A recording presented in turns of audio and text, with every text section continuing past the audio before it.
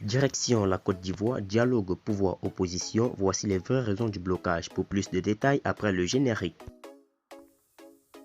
Avant de commencer, n'oubliez pas de vous abonner et d'activer la cloche de notification, car cela va vous permettre de ne plus manquer les prochaines vidéos.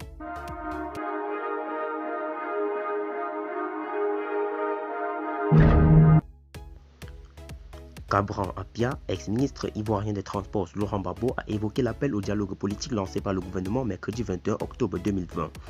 S'il y a une perspective de vrai accord, alors nous irons vers la paix, a déclaré Kabran Apia suite à la main tendue par le gouvernement à l'opposition ivoirienne qui manifeste depuis août contre la candidature du président Alassane Ouattara à un troisième mandat présidentiel.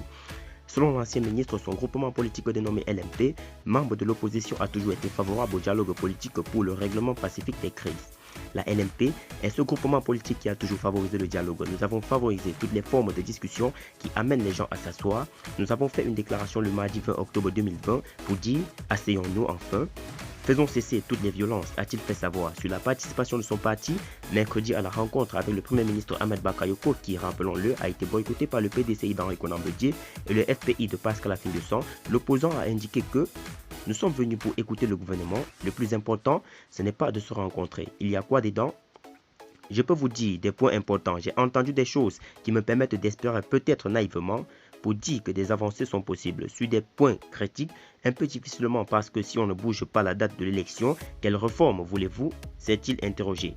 Et Kabran Apia de poursuivre, nous avons manifesté d'aller vers les uns et les autres à condition que les acteurs qui tiennent les cordes des accords puissent être mis en confiance. S'il y a une perspective de vrai accord, alors nous irons vers la paix.